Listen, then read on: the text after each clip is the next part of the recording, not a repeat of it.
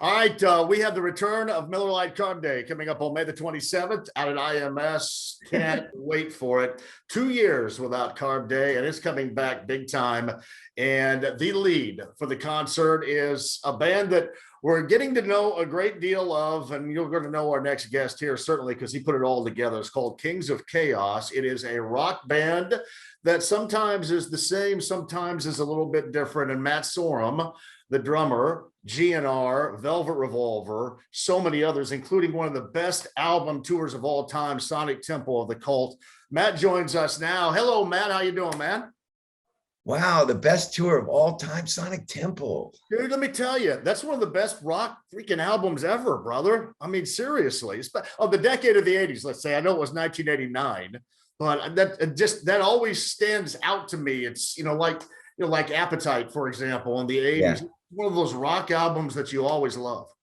Oh, well, thank you. I appreciate that. I mean, that was for me, in the late 80s, I thought I was fine. I was in this band called The Cult. We had a tour bus and Yeah, there was catering backstage, and we were playing arenas, and we were at the top of the game, and then along came these Guns N' Roses guys and stole me from them. Hey, let me tell you, when Slash comes calling, brother, you got to go. All right, you got to go. But here's the thing about the Cult is I talked to Bill. This was I don't know, 5 or 6 years ago. And I didn't know this. I think this was a precursor to you, but they actually shot a video. I think they shot a video here in the state of Indiana while they were on tour at the time, at some point back in around 86, maybe. I may have. Might be out the Electric album. But yeah, there's some awesome connections going on here, to say the least. Cool. Yeah, man. Well, I've been down that way many, many times and always have fun down your way. Hey, so. Kings of Chaos, it's your idea. This is your brainchild. And I was kind of curious, being a part of Velvet Revolver, for example, was this the kind of the idea? Is that where it did spring from? Because I love when you get these great musicians like you guys and you all come together for an events like that. I think about, Asia back in the 80s, for example, when, all those guys came together, just great musicians, great artists. Where did this all come from as far as this idea for you to get Kings of Chaos and put this group together? Well, I mean, I've been in so many bands, and a lot of people don't realize it's a lot more than just fun and games jumping up on stage. It's a lot to do. It's a big machine, and there's a lot of like politics and business.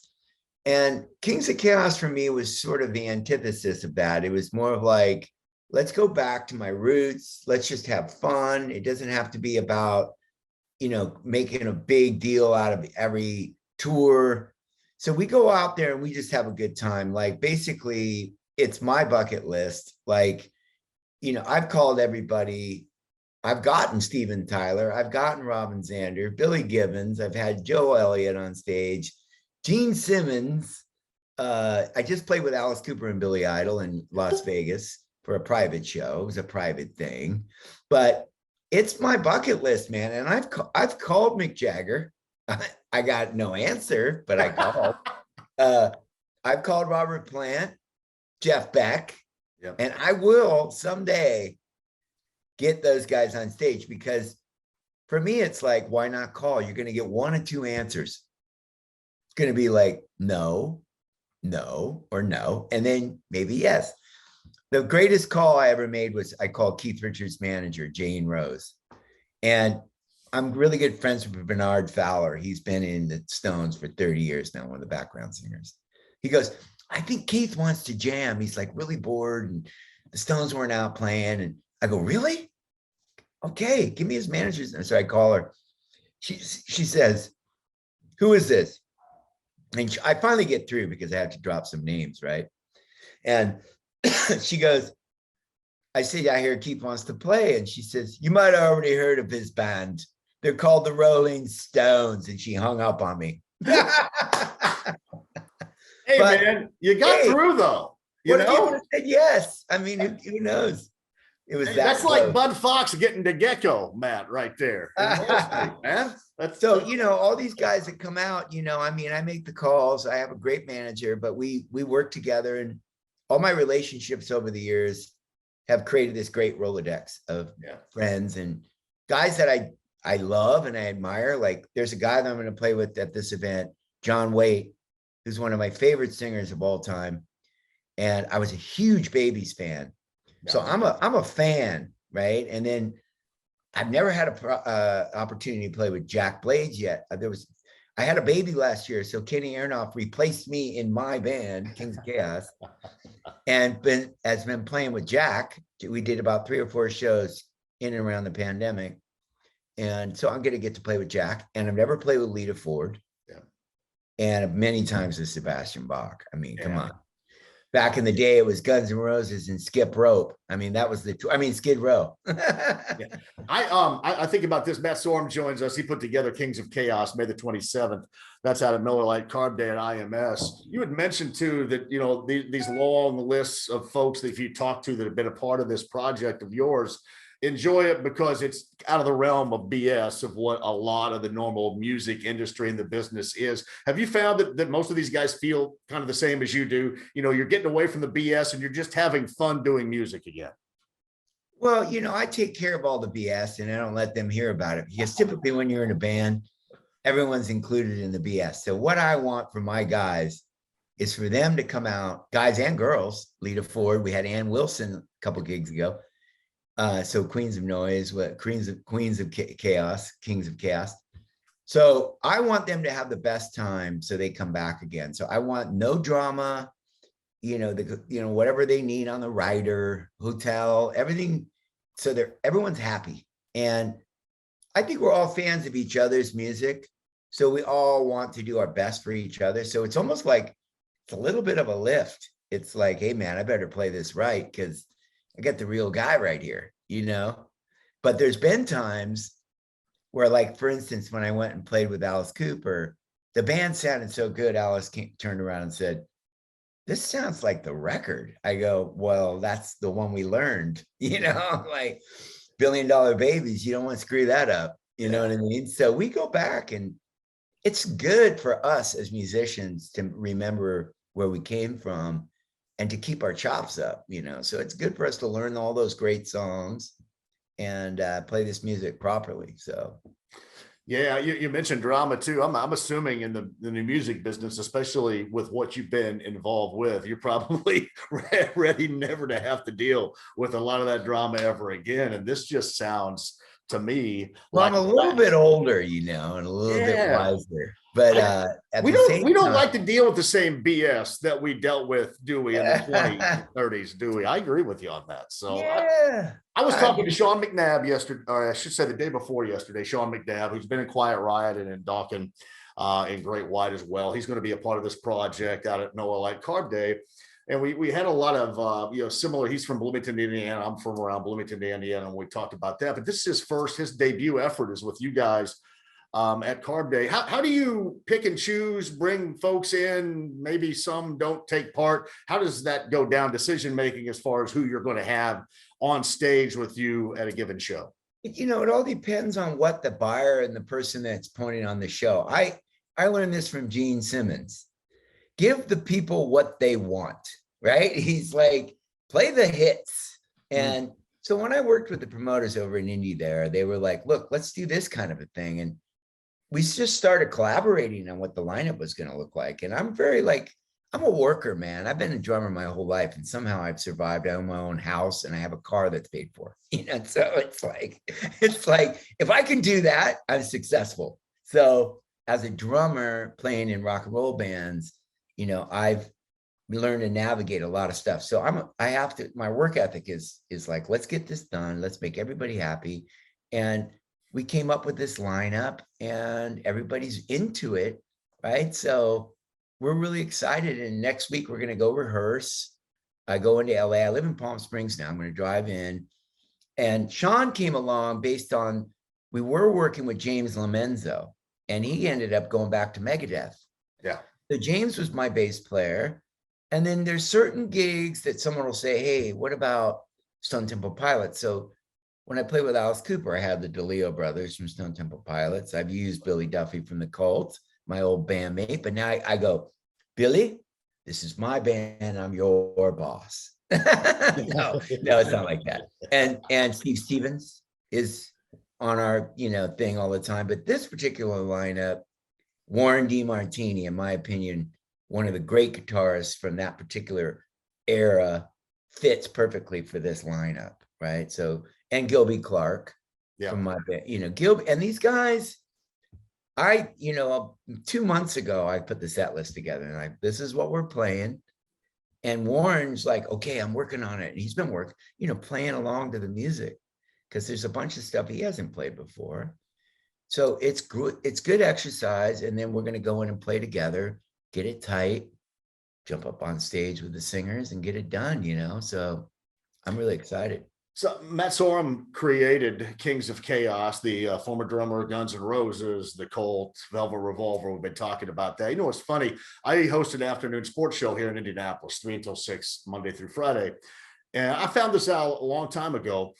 Normally, when you have a rock show that's coming to town, you're kind of the rock show or the promoters are working with, the radio station that plays the music. But what's great about sports talk is that we don't have those boundaries. Like sports fans love music and they may love different genres of music, and especially Kings of Chaos and who you're bringing on board. It's perfect for sports fans. It's perfect for IMS, and it's absolutely perfect for Carb Day. And it's funny. I don't think some ever thought that sports and the music thing meshed as well as it has, especially radio station wise. But man, here it has been.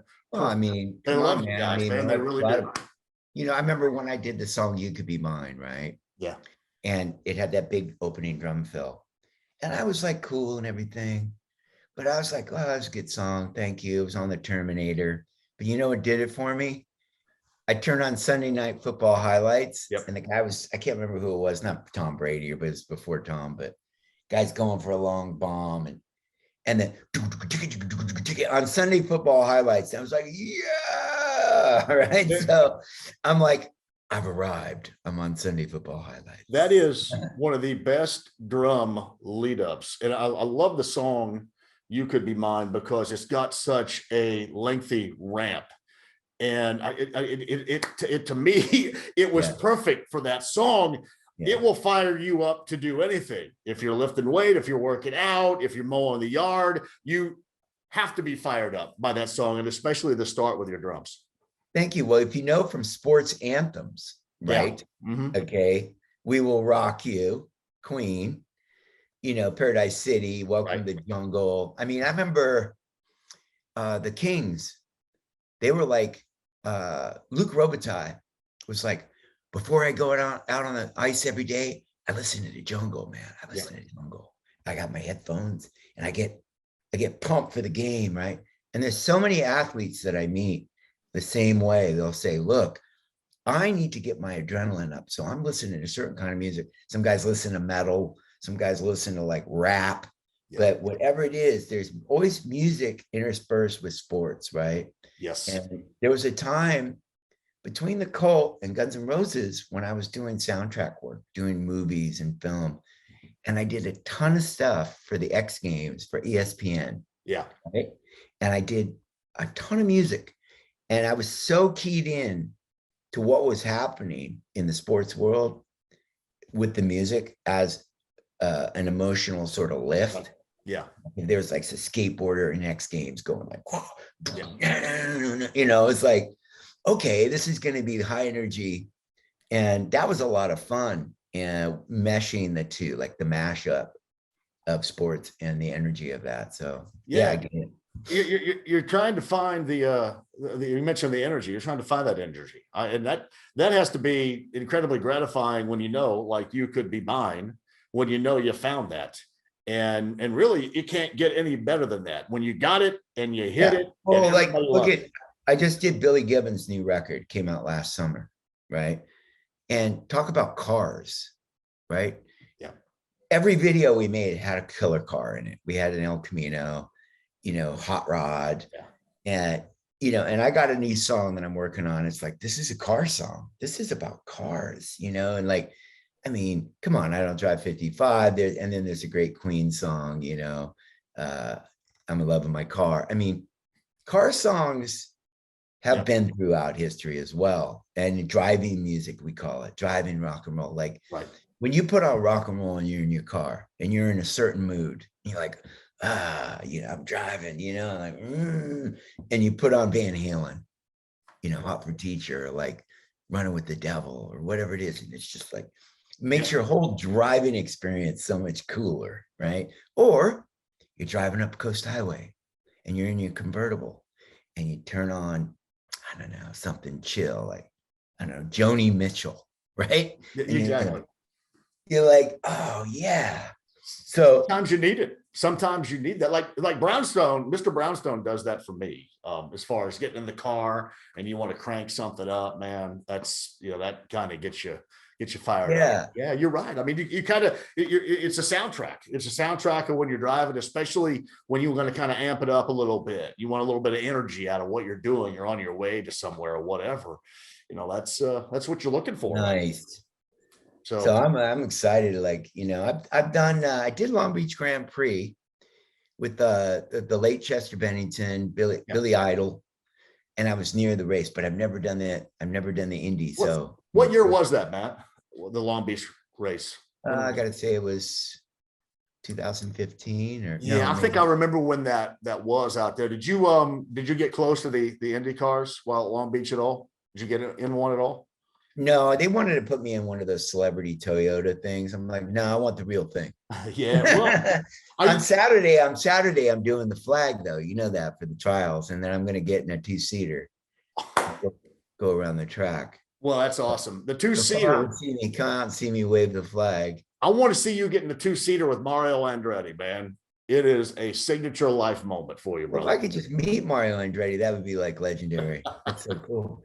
It is a signature moment. So are you staying for the race all weekend? Yeah, I am.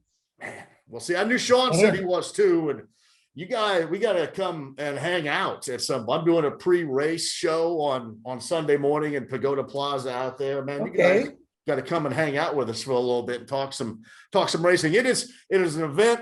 It's tough to explain, Matt. It's an event though that gives you chills in so many different areas, from the flyover to the national anthem to back home again in Indiana. The first time you see them go around the track, if you've never seen that before, it's so startling. But it'll leave you wanting more, I promise. That's great, man. I just love being able to, it'll be bucket list stuff again, right? The Indy 500, I did it, Well, and your crowd on Carb Day, brother, because we haven't had this thing in 2 years. And let me tell you, it is a drinking party out there, which is awesome. And you have people that have been wanting this for 2 years.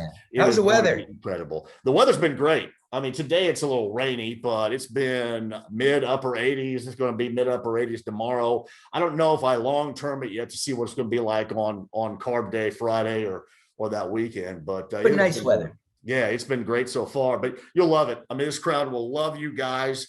And you mentioned Gene Simmons in closing here, said, hey, just go out there and play the hits. That's it. Yeah. That is it. And you guys have so many. You mentioned Jack, with Night Ranger.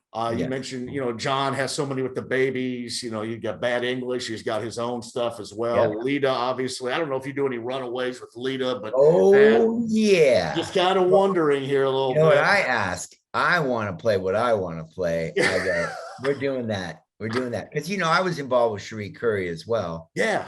I made her solo record that she hadn't made since she quit the Runaways when she was 17. Right.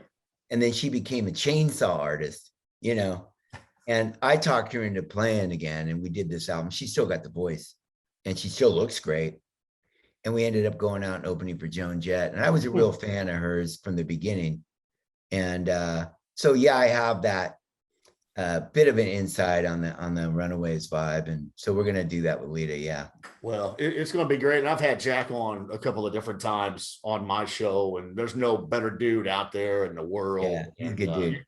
You guys are going to be great. I can't wait. Now, hey, make sure that you and Sean and everybody come over and see us, whether we'll hopefully get you on during Carb Day, but at some point on Sunday morning before the race, right there in Pagoda Plaza, make sure you come over and see us, and we'll chat it up a little bit on the radio pre-race show. Okay. Let's do it. Do it. We'll be in touch. Thanks, man. Great. Thanks for talking. Thanks for coming on here. And I can't wait until Friday, Miller Lite Carb Day. It's going to be great. Thanks, Matt. Awesome. Thanks for having me. Bye. Thank you, buddy. There it is. That's Matt Sorum right there. He created Kings of Chaos. The return of Miller Lite Carb Day is coming at you May the 27th. Tickets are on sale now. Thanks, Matt.